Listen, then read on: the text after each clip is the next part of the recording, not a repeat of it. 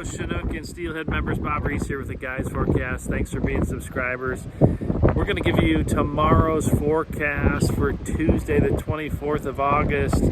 As you might have heard in the reports, the coho are in, and so it makes the most sense to develop your strategy based on a coho strategy, which when there's this many in the river, you have lots of options. Now, we tried the same strategy that we did last couple days with a downstream troll on a washing side from the bridge down. Of course, sparked lots of fish, but they were not willing biters. So we didn't have a fish in the box any time early. Had a couple bites. Well, even a Desmond tongue didn't produce well today for me. So it was a tough start, but that last bit of outgoing tide has been very consistent for Chinook all season, and it was no different today. We had we had 3 Chinook on, landed 2, lost one in the prop.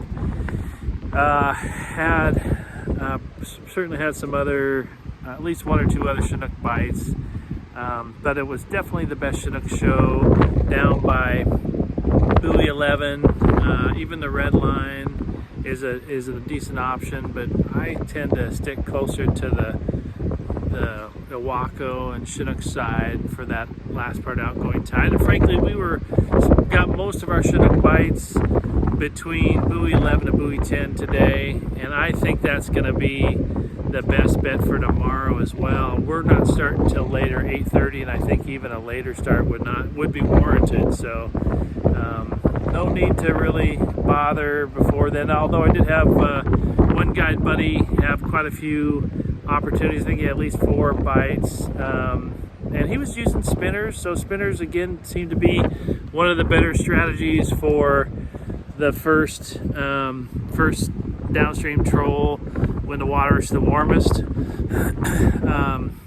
He had a hard time getting those spinner strikes to stick. We had a good number of opportunities today, but the bottom line why we did so good today, it was really just dumb luck, is that our strike to hook ratio was better for no reason other than I think the spin fish have a better strike to hook ratio, so I had that going for us. But then we had kind of an unprecedented run on hatchery fish. We really only released 2 wild fish, 2 wild coho, and boated 10 hatchery fish, coho that is, and so it was dumb luck more than anything that enabled us to have a really good day today. So again, develop your strategy based on the fact the river's got a lot of coho in it. That's going to be that buoy 10 bite, and hopefully you have a network of people that can tell you if Chinook are biting upriver. As a lot of anglers know, our strategy is to hopscotch those Chinook upriver with the ham and hover, with the bridge hover on the Washington side, but those are not panning out. It almost seems like there's a lull in Chinook right now, so be best to stick with coho. I think the ocean's going to lay down. I actually didn't look at the ocean forecast, but my understanding might be some wind, which isn't common necessarily in the morning, but we do have strong outgoing tide still, so you could still be seeing a bar that might be restricted. Apparently it wasn't restricted today, even though there was an ebb chop.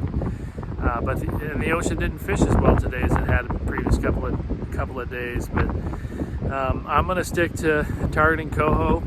These coho really are of exceptional size, and so I'm going to probably stick it out at buoy 10. And then if you're going to come across a period of time, if history repeats itself, where the jellyfish are problematic and you got to clean that off your gear, but just keep hopscotching up to the buoy 10 line, and this coho should be flooding in the entire tide. I mean, there is a lot of coho out in the ocean. It does look like the prediction might be on track, but there's clearly a lot of coho out in the ocean, and they're going to flood in on these big tides. And so I'm going to stick out at buoy 10 again like I did today, and try for those nice quality coho throughout most of the incoming tide. But again, I've got a network of guides I can work with that'll tell me if there's a bite happening upriver. But that's, coho certainly do follow the tide up, and hopscotching is not a bad coho strategy, but sticking out at buoy 10, and there's just not many people that did it today, and lots of room to fish. Once the jellyfish wash through, I would continue to believe that coho will keep streaming in all the way through high tide unless you got a better option for Chinook upstream, which certainly hasn't been the case the last couple of days. So good luck if you get out. I think the weather will stay pretty nice. It's windy now with an outgoing tide. I'm at the Hammond Overlook, and we're looking for more good days ahead. Take good care.